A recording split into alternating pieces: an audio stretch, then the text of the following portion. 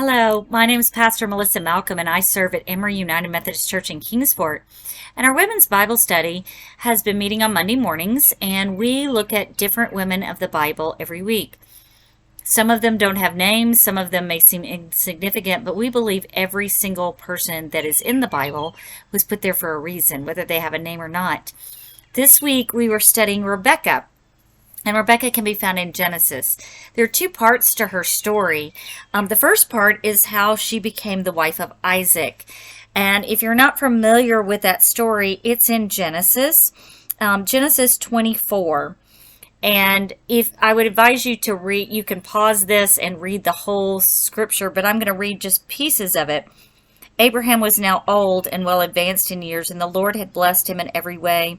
He said to his chief servant in his household, the one in charge of all that he had, "Put your hand under my thigh. I want you to swear by the Lord, the God of heaven and the God of earth, that you will not get a wife for my son from the daughters of the Canaanites among whom I am living, but will go to get to my country and my own relatives and get a wife for my son Isaac."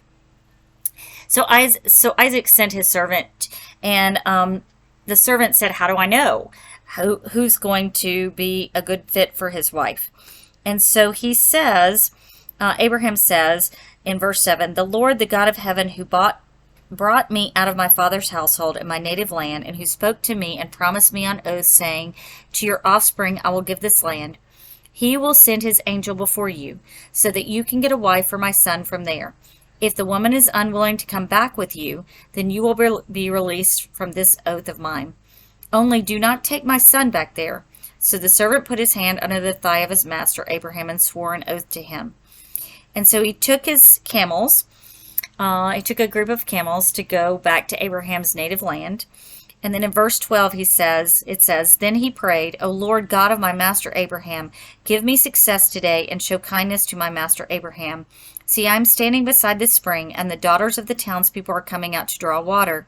May it be that when I say to a girl, 'Please let down your jar that I may have a drink,' and she says, 'Drink, and I will water your camels too.' Let her be the one you have chosen for your servant Isaac. But this I will know, that you have shown kindness to my master." Well, of course, as we go on, that is exactly what happens. Rebekkah comes, and when he asks for a drink, she also offers to water his camels. That tells us a lot about Rebekkah right there. First of all, her family still practices what we would consider radical hospitality. She will do whatever somebody asks, and she will do the hospitality that Jesus asks us to do, which is more than they ask, provide more than someone needs. Jesus says that many times, if someone asks for the coat off your back, you give them your shirt too. If they ask you to go 1 mile, you go 2. That's called radical hospitality. And Rebekah's family, which was Abraham's family, her father was a brother of Abraham, must have taught Rebekkah to do the same thing, because watering camels would not be an easy job. It would not be 1 bucket of water. Camels can drink a tremendous amount of water. So to water all of the camels he had with them was true dedication, which showed the servant of Isaac that she absolutely was the one, because it was a very selfless act. It goes on to talk about what the servant said to her, and in verse 26 it says, "Then the man bowed down and worshiped the Lord, saying, 'Praise be to the Lord, the God of my master Abraham, who has not abandoned his kindness and faithfulness to my master. As for me, the Lord has led me on the journey to the house of my master's relatives.'" Now the girl, he had presented Rebekkah with a gold nose ring and 2 gold bracelets. And the amount that they're saying here is weighing a beka and 10 shekels. Those were enormously expensive items that they were given. And she also gladly invites him and his group that is with him to come and stay at their home. Again, that radical hospitality. The girl ran off to home to tell them that the servant and the camels were coming, and she runs into her brother Laban, who is the oldest in the family. And there is a status about that if his father's not able, he makes the decisions. And she comes running home, and he sees what she's wearing, And he immediately gets busy. He feeds the camels, and he takes control, telling his mom what to do, telling his sister what to do, like it was all about him. So God has actually, obviously, chosen Isaac's bride because God has made a promise that there will be generations to follow Abraham. And he is very much aware that these are his chosen people, and he is very much in control of who is going to have children and who they're going to be and who the chosen ones are. So they have decided, he wants to take Rebekah back right away. And he tells Laban the whole story of how it's going to work. And then Laban and his mom come up with a plan that maybe she should stay longer. Maybe she shouldn't leave right away. Now, we don't know why that is, but we do know that the servant also presented gifts to Rebekah's oldest brother and to her mother. Some believe maybe they were trying to get extra money out of the servant. We don't know exactly that. But in verse 54,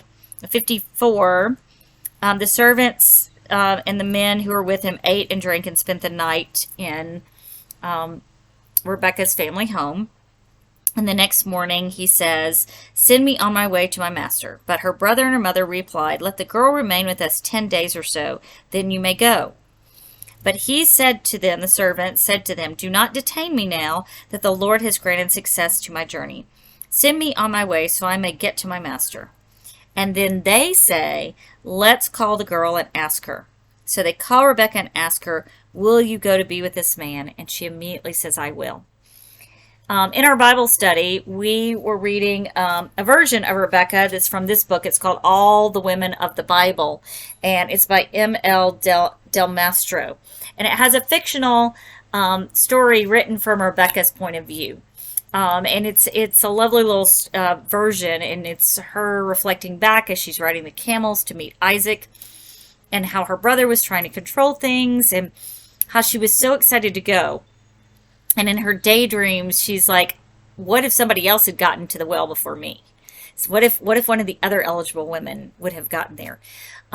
So she's very excited about this. Now, we talked about whether, was she a risk taker?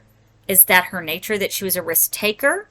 Was it that she felt God's Spirit calling her to this place? Was it she already knew all the guys in town and didn't want to marry any of them? And she thought this unknown dude was better. Of course, she knows that the guy is wealthy. She knows he's family. They're actually cousins, even though they've never met. So we don't really know what is up with Rebekkah, what makes her make the decision. But we do know, maybe it was the fact that the servant said God had called her to do this, that he had been sent to get her. But what we do know is that she took a risk. She got on a camel and she went. Of course, her little nurse was, or in some versions it says a nurse, sometimes it says maids, go with her. And we wonder about that. They've been maids and nurses probably in this for the family her whole life. And then all of a sudden, without choice, they are sent on their way. Maybe they're excited about the adventure. Maybe they're not. We don't know. But it's amazing how so many women didn't have control over where they were going to go. Maybe Rebekkah thought, this is my chance. God has chosen this man instead of who my brother would choose for me or my father would choose for me. But we know that she was brave to get on the camel and go. And when she meets Isaac, he responds very well to her. And when they are going forth, in fact, when her brother and her mother hear her say that she wants to go, they actually gave her a blessing. And it says, "Our sister, may you increase to thousands upon thousands. May your offspring possess the gates of their enemies." So even though her brother and her mother didn't want her to go, probably because they knew they'd never see her again, not in our days today where we can fly home on a plane or come home anytime, they knew they would probably never see her again. But they sent her off with blessings. When they approached the home of Isaac, Rebekkah saw Isaac coming. She got down from her camel and asked the servant, "Who is that man in the field coming to meet us?" He said, "He is my master," the servant announced. So she took her veil and covered herself. Then the servant told Isaac all he had done, and Isaac brought her into the tent of his mother Sarah, and he married Rebekah. So she became his wife, and he loved her, and Isaac was comforted after his mother's death. So Rebekah was taken into the family. It says as we go on into the story that Rebekah did not have children right away. Very similar to Sarah. She was barren, it actually says. Abraham was the father of Isaac, and Isaac was 40 years old when he married Rebekah. We don't exactly know how old Rebekah was. If she was of marrying age, she could be as young as 15. But we don't know where she was. Certainly didn't say she was an old maid, so we probably think she was a teenager. But apparently she had been barren for some time. And in verse 21 of Genesis 25, it says, Isaac prayed to the Lord on behalf of his wife because she was barren. The Lord answered his prayer, and his wife Rebekah became pregnant. The babies jostled each other within her, and she said, Why is this happening to me? So she herself went to inquire of the Lord. The Lord said to her, 2 nations are in your womb, and 2 peoples from within you will be separated. One people will be stronger than the other, and the older will serve the younger. I think it's interesting at this point that Rebekah doesn't just listen for her husband's voice from God. She actually is bold enough to go ask God herself. Unlike Sarah, who waited and waited and waited for God to tell her the answer instead of her husband, and doubted God because she didn't hear from God herself. You know, Rebekah was very bold to go ask God herself, and she got an answer, and she was told, you have twins in there fighting with each other, and they will continue to disagree. And she hears that the older one will serve the younger one. So we wonder if that impacts Rebekah as she goes forward. If she remembers that prophecy, if that's why she does some of the things that she does later on. You know, Rebekah's been a really good girl to this point. Overall, she's gone where God's called her to go. It sounds like she's been honoring her husband, Isaac. But when the twins came out, things began to change. Esau did come out first, but Jacob was holding on to his foot. Wouldn't let go of him. In fact, his name means foot. And so, as it says in verse 27, the boys grew up, and Esau became a skillful hunter, a man of the open country, while Jacob was a quiet man, staying among the tents. Isaac, who had a taste for wild game, loved Esau, but Rebekah loved Jacob. So you see right there, there's already a setup that these boys aren't going to get along. When one parent favors another, there can always be a jealousy that comes. We see this in our family dynamics today. There are all kinds of problems in our families for the way our kids are raised, or the birth order that they may be in, how parents treated them, how they perceived parents to treat them. It makes a difference. Jacob was a smart one. You know, when Esau came in hungry, he bargained with him and said, I'll give you this bowl of soup if you'll give me your birthright. And Esau blew that off and went on. But those little actions that we do have impact. So Jacob used that action later to justify the lying that he would do later to his father, justifying that birthright was already his, and so it was okay if he took it. Sometimes we do that. We justify our actions with something that we really shouldn't. But you have to know that his mom was involved in this, his mom playing favorites. But we wonder, was she doing it because she loved one son over the other? Or was she doing it because she was trying to fulfill what God had said was going to happen? Sometimes we think we have to help God along when God may be doing it just fine on his own. But it says here that she decided to step in and help. Jacob, being the second son, would not have received the birthright for all the goods and being in charge of the family. He also would not receive Isaac's blessing to lead the family and the blessing that God is passing down from generation to generation. He knew that, but he wanted it. So his mother helped him to disguise himself. His brother looked very different than he did. To disguise himself by making a costume that Since Isaac couldn't see very well at this point in his life, that he would feel him and think it was his son. I wonder, it says in here that as he's addressing Isaac, he says, come in verse 21, come near so I can touch you, my son, to know whether you are really my son Esau or not. And Jacob went close to his father Isaac, who touched him and said, the voice is the voice of Jacob. The hands are the hands of Esau. He did not recognize him, for his hands were hairy like those of his brother Esau. So he blessed them. I can't imagine not knowing the difference in my children, even if I were blind. I have found that when people are deaf or when they are blind, their other senses are heightened. So again, I just wonder if Isaac knew. It just seems strange that he would fall for this. Also, if it wasn't God's will, God could have stepped in at any time and stopped it. So even though it seems like Rebekkah does a very evil thing here by putting one son above the other, of taking something from one son that belongs to the other and giving it to the other, we wonder, because this is what God wanted. It's obvious this is what God wanted. Maybe he knew that Rebekkah and Jacob were going to do something evil and he was resurrecting it and making it go the right way. Or maybe they really were working in the power of God. God allows bad things to happen sometimes to bring good out of them. So maybe that is the case. We don't know. We don't know what actually happened in that room. All we do know is that Isaac caught smell of Jacob posing as Esau's clothes, and he blessed Jacob, saying, ah, the smell of my son is like the smell of a field that the Lord has blessed. May God give you of heaven's dew and of earth's richness, an abundance of grain and new wine. May nations serve you and peoples bow down to you. Be Lord over your brothers, and may the sons of your mother bow down to you. May those who curse you be cursed, and those who bless you be blessed. Esau came in from hunting, and Isaac asked who he was, and Isaac was very upset, and he said, who was it then that hunted game and brought it to me? I ate it just before you came, and I blessed him, and indeed he will be blessed. Feel sorry for Esau. Feel sorry for that he went to do what his father wanted him to do, and he was cheated out of it. Esau was very unhappy about that, and Rebekkah knew that Esau was going to hold that grudge.